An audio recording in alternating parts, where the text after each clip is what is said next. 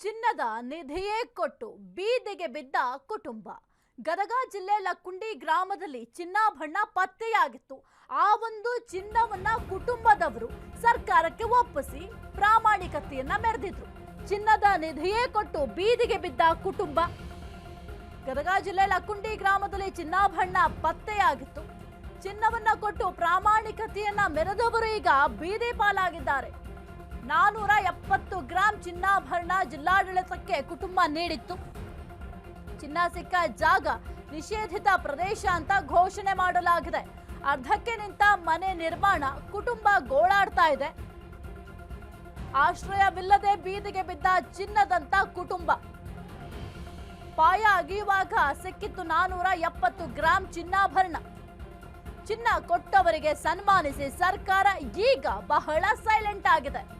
ಸ್ವಂತ ಜಾಗ ಕಳೆದುಕೊಂಡು ನಿರಾಶ್ರಿತವಾದ ಫ್ಯಾಮಿಲಿ ನೆರವು ನೀಡುವಂತೆ ಲಕ್ಕುಂಡಿ ಗ್ರಾಮದ ಕುಟುಂಬ ಮನವಿಯನ್ನ ಮಾಡ್ತಾ ಇದೆ. ಇನ್ನು ಚಿನ್ನದ ನಿಧಿಯೇ ಕೊಟ್ಟು ಈಗ ಬೀದಿಗೆ ಬಂದಿದೆ ಈ ಒಂದು ಕುಟುಂಬ. ಗದಗ ಜಿಲ್ಲೆ ಲಕ್ಕುಂಡಿ ಗ್ರಾಮದಲ್ಲಿ ಚಿನ್ನಾಭರಣ ಪತ್ತೆಯಾಗಿತ್ತು. ಆ ಚಿನ್ನವನ್ನ ಕೊಟ್ಟು ಪ್ರಾಮಾಣಿಕತೆಯನ್ನ ಕುಟುಂಬದವರು ಮೆರೆದಿದ್ರು. ಆದ್ರೆ ಈಗ ಆ ಒಂದು ಕುಟುಂಬ ಬೀದಿಗೆ ಬಂದ್ಬಿದ್ದಿದೆ. 470 ಗ್ರಾಂ ಚಿನ್ನಾಭರಣ ಜಿಲ್ಲಾಡಳಿತಕ್ಕೆ ನೀಡಿದ್ರು. ಚಿನ್ನ ಸಿಕ್ಕ ಜಾಗ ನಿಷೇಧಿತ ಪ್ರದೇಶ ಅಂತ ಘೋಷಣೆಯನ್ನ ಮಾಡಿದ್ದಾರೆ. ಅರ್ಧಕ್ಕೆ ನಿಂತ ಮನೆಯ ನಿರ್ಮಾಣ ಕಾರ್ಯ. ಇನ್ನು ಕುಟುಂಬ ಗೋಳಾಡ್ತಾ ಇದ್ದೆ. ಆಶ್ರಯವಿಲ್ಲದೆ ಬೀದಿಗೆ ಬಿದ್ದ ಚಿನ್ನದಂತ ಕುಟುಂಬ. ಇನ್ನು ಚಿನ್ನದ ನಿಧಿಯನ್ನ ಕೊಟ್ಟು ಈಗ ಈ ಒಂದು ಕುಟುಂಬ ಬೀದಿಗೆ ಬಿದ್ದಿದೆ. ಇನ್ನು ಮನೆ ನಿರ್ಮಾಣ ಕಾರ್ಯ ಮಾಡುವಂತಹ ಸಂದರ್ಭದಲ್ಲಿ ಅಡಿಪಾಯ ಹಾಕಬೇಕಾಗುತ್ತೆ. ಮನೆ ನಿರ್ಮಾಣವನ್ನ ಮಾಡಬೇಕು ಅಂತ ಅಂದ್ರೆ ಆ ಒಂದು ಅಡಿಪಾಯ ಹಾಕುವಂತಹ ಸಂದರ್ಭದಲ್ಲಿ ಆ ಜಾಗವನ್ನು ಅಗೆದಿದ್ದಾರೆ. ಅಗೆದಾಗ 470 ಗ್ರಾಂ ಚಿನ್ನಾಭರಣ ಸಿಕ್ಕಿದೆ. ಆ ಒಂದು ಚಿನ್ನಾಭರಣವನ್ನ ಜಿಲ್ಲಾಡಳಿತಕ್ಕೆ ಒಪ್ಪಿಸಿದ್ದಾರೆ. ಯಾಕೆಂತಂದ್ರೆ ನಿಧಿ ಸಿಕ್ಕಿರೋದ್ರಿಂದ ಅದನ್ನ ಸದ್ಯಕ್ಕೆ ಜಿಲ್ಲಾಡಳಿತಕ್ಕೆ ಒಪ್ಪಿಸುವ ಕೆಲಸವನ್ನು ಕೂಡ ಆ ಒಂದು ಕುಟುಂಬದವರು ಮಾಡಿದ್ದಾರೆ. ಈಗ ಆ ಒಂದು ಜಾಗವನ್ನ ನಿಷೇಧಿತ ಜಾಗ ಅಂತ ಘೋಷಣೆಯನ್ನ ಮಾಡಿದ್ದಾರೆ. ಚಿನ್ನಾಭರಣ ಕೊಟ್ಟಂತಹ ಕುಟುಂಬದ ಪಾಡೇನಾಗಬೇಕು? ಓಕೆ, ಈಗ ಅವ್ರಿಗೆ ಚಿನ್ನಾಭರಣ ಸಿಕ್ಕಿದೆ, ಹಾಗಾಗಿ ಯಾವುದೇ ನಿಧಿ ಆಗಬಹುದು, ಸಿಕ್ಕಿದ್ರೆ ಅದು ಒಂದು ಸರ್ಕಾರಕ್ಕೆ ಒಪ್ಪಿಸುವ ಕೆಲಸವನ್ನ ಮಾಡಬೇಕಾಗತ್ತೆ. ಹಾಗಾಗಿ ಇವರು ಸಿಕ್ಕಂತ 470 ಗ್ರಾಂ ಚಿನ್ನಾಭರಣ ಕಂಪ್ಲೀಟ್ ಒಂದು ಸ್ವಲ್ಪನೂ ಕೂಡ ಅವರ ಬಳಿ ಇಟ್ಕೊಂಡಿಲ್ಲ. ಎಲ್ಲವೂ ಕೂಡ ಸರ್ಕಾರಕ್ಕೆ ಒಪ್ಪಿಸಬೇಕು. ಅದು ಕೂಡ ಕಾನೂನು ಪ್ರಕಾರ ಸರಿ ಇರೋದ್ರಿಂದ ಆ ಒಂದು 470 ಗ್ರಾಂ ಚಿನ್ನಾಭರಣವನ್ನ ಕೊಟ್ಟಿದ್ದಾರೆ ಜಿಲ್ಲಾಡಳಿತಕ್ಕೆ. ಅದಾದ ನಂತರ ಆ ಒಂದು ಕುಟುಂಬದವ್ರನ್ನ ಸನ್ಮಾನ ಮಾಡಿದ್ದಾರೆ. ಕೇವಲ ಸನ್ಮಾನಕ್ಕೆ ಮಾತ್ರ ಸೀಮಿತ ಆಯ್ತು. ಅವರು ಮನೆ ಕಟ್ಟುವ ಜಾಗವನ್ನ ಈಗ ನಿಷೇಧಿತ ಜಾಗ ಅಂತ ಘೋಷಣೆ ಮಾಡಿದ್ದಾರೆ. ಈಗ ಹಾಗಾದ್ರೆ ಏನಾಗಬೇಕು ಆ ಒಂದು ಕುಟುಂಬದ ಪರಿಸ್ಥಿತಿ? ಇನ್ನು ನಿಧಿಯ ಹಕ್ಕುದಾರ ಯಾರು ಅಂತ ನೋಡ್ತಾ ಹೋದ್ರೆ ನಿಧಿ ಕಾಯ್ದೆ ಪ್ರಕಾರ ಯಾರಿಗೆ ಸಿಗಬೇಕು ಈ ಒಂದು ಚಿನ್ನಾಭರಣ? ಭಾರತದಲ್ಲಿ ಬ್ರಿಟಿಷರ ಕಾಲದಿಂದಲೂ ಕೂಡ ಈ ಒಂದು ನಿಧಿ ಕಾಯ್ದೆ ಇದೆ. ಜಾಗದ ಮಾಲೀಕರಿಗೆ 1/5 ಭಾಗವನ್ನ ಕೊಡಬೇಕಾಗತ್ತೆ.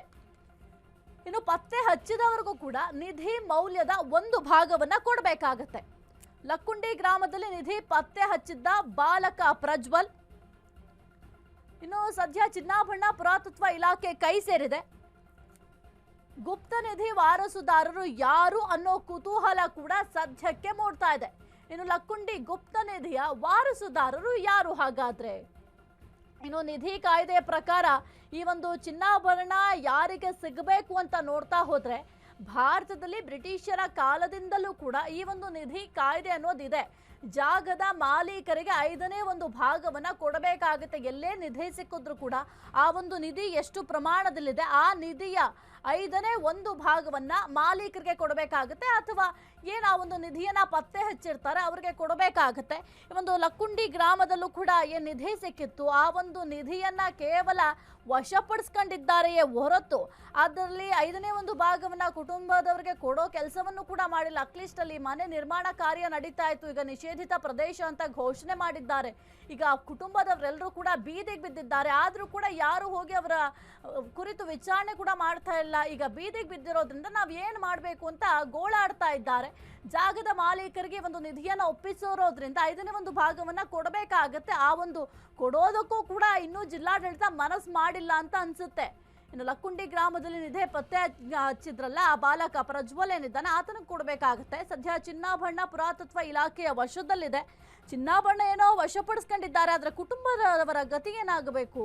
ಅದು ಕೂಡ ಬಹಳ ಮುಖ್ಯ ಆಗುತ್ತೆ. ಈಗ ಗೋಳಾಡ್ತಾ ಇದ್ದಾರೆ ಕುಟುಂಬದವರು, ನಾವು ಮನೆ ಕಟ್ಟಬೇಕು ಅಂತ ಮಾಡ್ತಾ ಇದ್ದೋ, ಬಹಳ ಕಷ್ಟಪಟ್ಟು ಒಂದು ಮನೆಯನ್ನ ನಿರ್ಮಾಣ ಮಾಡಬೇಕು ಅಂತ ತಮ್ಮದೇ ಆದಂತಹ ಕಷ್ಟಗಳನ್ನ ಫೇಸ್ ಮಾಡಿ ಒಂದಿಷ್ಟು ಹಣವನ್ನ ಕೂಡಿಟ್ಕೊಂಡಿದ್ದೋ, ಈ ಒಂದು ನಿಧಿ ಸಿಕ್ತು ಅಂದಾಗ ನಾವು ಸರ್ಕಾರಕ್ಕೆ ಒಪ್ಪಿಸ್ಬೇಕು ಅಂತ ಜಿಲ್ಲಾಡಳಿತದ ಕೈಗೆ ಆ ಒಂದು ನಿಧಿಯನ್ನ ಸೇರಿಸುವ ಕೆಲಸ ಕೂಡ ಮಾಡಿದ್ವಿ. ನಮ್ಗೆ ಅಟ್ಲೀಸ್ಟ್ 5ನೇ ಒಂದು ಭಾಗ ಕೊಟ್ಟಿಲ್ಲ ಅಂದ್ರೂ ಕೂಡ ಈಗ ನಾವು ಮನೆಯನ್ನ ನಿರ್ಮಾಣ ಮಾಡಬೇಕು, ಆ ಒಂದು ಜಾಗವನ್ನ ನಿಷೇಧಿತ ಜಾಗ ಅಂತ ಕೂಡ ಘೋಷಣೆ ಮಾಡಲಾಗಿದೆ. ಈಗ ನಾವು ಏನು ಮಾಡಬೇಕು ಅಂತ ಕುಟುಂಬಸ್ಥರು ಗೋಳಾಡ್ತಾ ಇದ್ದಾರೆ. ಯಾಕೆಂತಂದ್ರೆ ಹೌದು, ಮನೆ ನಿರ್ಮಾಣ ಮಾಡಬೇಕು ಅಂತ ಅವರದ್ದೇ ಆದಂತಹ ಕೆಲವೊಂದಿಷ್ಟು ಸವಾಲುಗಳನ್ನ ಫೇಸ್ ಮಾಡಿರ್ತಾರೆ.